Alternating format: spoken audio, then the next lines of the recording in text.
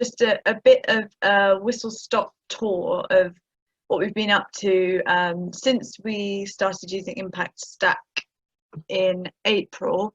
And I'll begin with a bit of context with where we were digitally, and then a bit of a roundup of everything we had going on campaigning and fundraising wise since April / since COVID.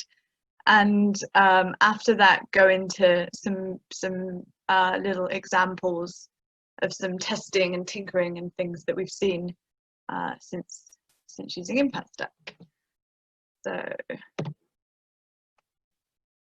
So this chart isn't, it's not the best chart. I realised looking at it this morning, because let me sort of give some figures that bring it to life a little bit. So if you look at that, just to explain the quarters, so Refugee Council Q1 is April, May, June. And then if you look at website donations, I think Q1 1920, that was about 150 donations, and then you fast forward to Q1 this year, and that was 2,000. So that's quite a lot of growth that I need to build a different chart that shows that a little bit better. So Q1 1920 is kind of where we had been for quite a while, really.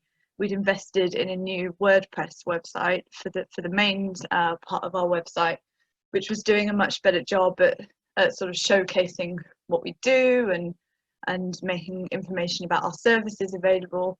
But digital marketing was sort of new territory.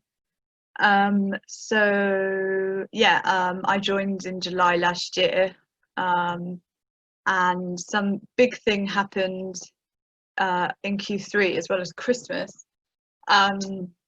We had some funding, quite a large amount of funding, I think over $1 billion, that the government had promised to continue in the event of a hard Brexit, and they suddenly U-turned and changed their mind. So we did a quick campaign, and that was probably our first kind of scrappy reactive campaign like that. I think with that we got a lot of the sort of the low-hanging fruit. Refugee Council is sort of fairly well known, at least to people who work in that space. So that worked really well for us. Then we did some Christmas fundraising. So that sort of accounted for what was going on in Q3, and I think that was what helped us then get that buy-in to make a case for really improving our systems this year. So we started planning after Christmas to move to Impact Stack. Anything else worth? Yeah, just to give context again, so that grey line, total email subscribers, Q1 1920, that's about 3,000 people. Then Q1 2021, 43,000. And the online actions, yeah, about 250. Q1 1920 up to 35. So things are looking quite good, but yeah, the challenge was after that nice spike, which was quite astronomical, really. Looking at where we'd been longer term, how do we sustain that? Yeah, that's where we were, and we've been doing more email marketing. We've been using Facebook advertising. We've done some work with Care2. So we've done a lot of work in Q3 to try and get the beginning of a sort of digital fundraising program off the ground. And then, sorry, just let me move everybody's heads.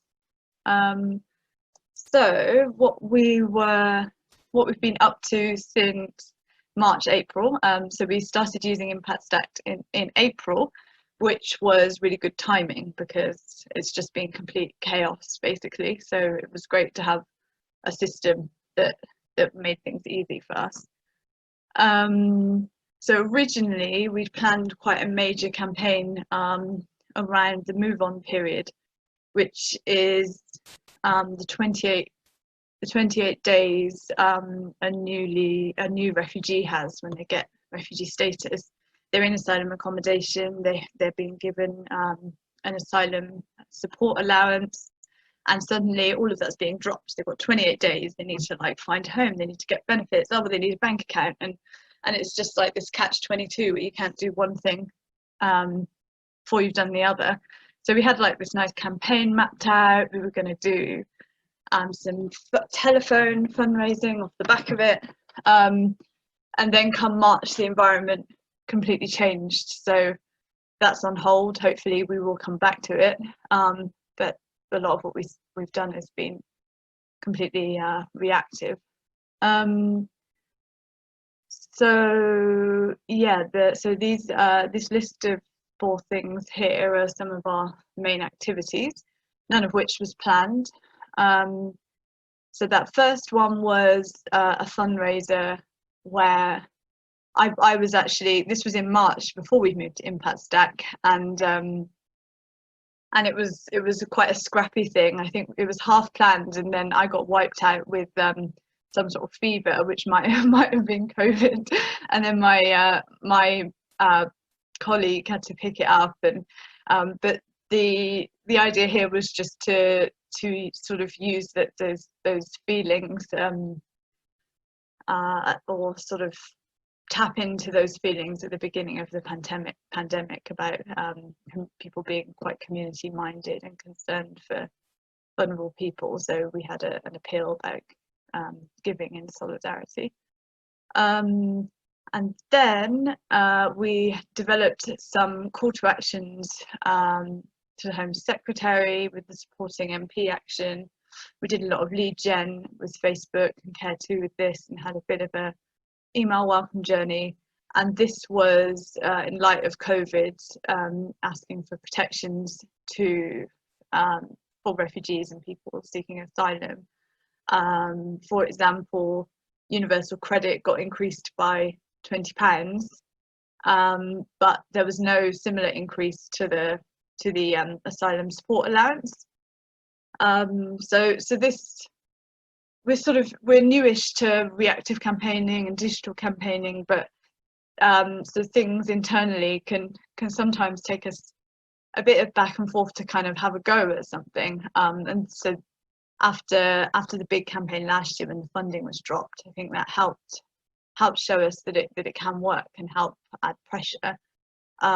So yeah, that helped us have a go at this one. And I think it has some influence, but some things were still pretty dismal. Like, for example, in the end, the asylum support allowance got increased by £1.82 a week, which was just pretty sort of making a mockery of any increase at all. And then another similar, quite reactive campaign, emergency housing, evictions hand raiser. We didn't want to do another sort of petition or open letter type thing, but our lead generation was working well, and there was an advocacy moment because private housing evictions had been paused, but the Home Office were planning to resume them for people in asylum accommodation. So we did that, and then finally, following all of the media about crossings over the channel, we tried to test some of that kind of rage-giving type of fundraising. So that was quite interesting, because Christmas had worked really well for us for fundraising, but it had been really tangible. It was all about your money can buy someone a space in our destitution centre, can buy a hot meal, and we felt confident we were getting that kind of thing to work well for us, whereas this was asking people to give because they're angry and to support our advocacy work. So it was interesting to test that. And I'll just go back to that last chart. So yeah, our question was, can we kind of sustain? We know, we're hopeful that this Christmas is going to work really well for us, but could we sustain all this new growth through the year? And thanks to those activities and being quite reactive, it's looking pretty good, because I think blue line website donations, where was that? Yeah, about 2,000 in Q1. I think it's looking like it's going to be over 3,000 in Q2. So that's just the background, and now I've just got a handful of sort of specific bits and bobs that that we've seen work well in Impact Stack whilst we were doing all of that. So I think, yeah, the first one I've talked about already, really, it was just volume, but in terms of having a tool that we could just like get things together really quickly and switch them on. Conversion rates I need to look into a bit more, because I think they're looking similar to our old systems, but actually that's good because the volumes are a lot higher. MailChimp integration and reporting was just a huge step forward for us. We didn't have any systems that were talking to each other. So being able to put tags into MailChimp directly from Impact Stack, and then that would mean that they got, you know, a thank you or a share ask, or they do or don't get a reminder about our appeal. And then more specifically, we saw an increase in COGS, which that means committed gifts in Refugee Council jargon. We just like to have our own ways of saying things. We've improved our opt-ins, and we found a new donation source through thank you pages on Actions, which we didn't have the capability to do something as simple as put a donation prompt on a thank you page before. And that has really changed how we can see our acquisition budgets when we're doing Facebook advertising. That's a whole new channel. So I'll just briefly go through some stats. So we've mainly been marketing cash gifts, and just the simple change of having this default to monthly, and not sending people off to a whole separate website once they click that, keeping it all in the same page, has meant that committed gifts or direct debits are now, yeah, about 11%, and that's just generally, that without looking at any particular campaigns, generally when we're usually promoting cash. So that was, yeah, obviously for us the most important thing is increasing direct debits, so we can plan around that kind of long-term sustained income. So we're really pleased about that. Opt-in rates, this is our old form.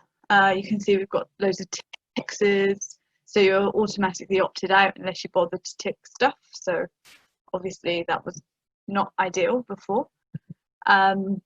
This is a bit of the form that we switched to. So we've just got things like a required radio box for email. We've got the yes, no for phone as well, to try and still encourage a response. We've got that little red prompt that comes up when they click no. So yeah, email opt-in rates leapt up, which is not a surprise really, is it, considering how it was looking before. I think there's more we can do to improve this as well. And actually email opt-in rates did fall slightly because we did some tinkering to get more phone numbers, because we really wanted to do more telephone fundraising. So we changed it to say that previously we had it, you can give your phone number if you want, and all the way down here you can opt in optionally, or opt in or out if you want, or skip that bit. We changed it so that if you give your phone number, that's being seen as an opt-in. which worked amazingly well for phone numbers. But we do need to at some point come back and have a little look at email, because yeah, whilst these rates are really good, they did drop. This is the average overall, and they dropped slightly for email, I think, because we were sort of squishing it alone there now at the bottom. So there's probably things we can do, like improve the yes no and have maybe an are you sure page, and maybe hide it for people coming from MailChimp, which we haven't done, and other stuff. Let me know, please, if you have ideas. So yeah, so that change for the phone opt-in was quite phenomenal. From, for example, across donations from less than 3% to 35% phone opt-in. We're yet to call them and see how many of them are junk and so on, but still, it's a huge number. So yeah, this is the pop-up on the thank you page. That's something that we hadn't been able to do before, and it just functions really nicely by itself. So suddenly that's 1,000 donations coming in as part of somebody's campaign action. Often those are brand new people coming in from Facebook. So before we've even needed to try and put them in the email welcome journey, that's just happening nicely by itself. And yeah, that's it. So in terms of what's coming up, it's planning for Christmas. Obviously this government is making lots of things difficult right now for refugees. They're looking at changing the law around how you can try to seek asylum here, so there'll be lots of campaigning, possibly quite reactive again around that. And I think there's some tinkering to do with email opt-in. And I put questions as in questions from you, but also questions for what else we can do, because if you have any ideas for how we can improve our pages, let me know. Thanks. So any questions? Thanks so much, Tasha. That was really interesting. So Lucy, if you could pick up questions. Yeah, thanks, Tasha. We have Joe at Friends of the Earth. Hi, Joe. Asking if you are capturing supporter postal addresses. Yeah, we aren't for campaign actions, because I mean, potentially that's something we could test, but we aren't, because obviously it makes the form so much longer. But yeah, it's there for donations. Is that something that you're doing and have seen? Yeah, we found that us and the fundraising team have found that direct marketing is quite effective in this climate. So the emphasis has shifted from really no one really caring about capturing address details and associated consent to suddenly that's more important than email in some ways. But the knock-on effect of that is having the three-channel consent is problematic, and we find that if we optimize one, we lose out on the other. Mm. So it's kind of, I'm quite interested to know like different approaches and things like legitimate interest and how you approach things like that. Yeah. Okay. Yeah, that's interesting. Yeah, we've been really focused on phone, but definitely something to think about then. And we have something else from Claire, from our colleague Claire, asking about your thank you page donate overlay, the pop-up, and whether you used yes/no buttons or whether you immediately displayed the donation form. Is that on the thank you page? If there's like a would you like to donate, yes, no. Yeah, we just went straight to the form. Would you think yes, no might work better? We could definitely try that then. I don't know, Claire, did you have any comment on that? I'm just curious. I'd love to run a test myself, but that's really great to see you've got such good results with the form straight off. Yeah, we'd be to test that now almost, because it's working so nicely. But yeah, maybe we could.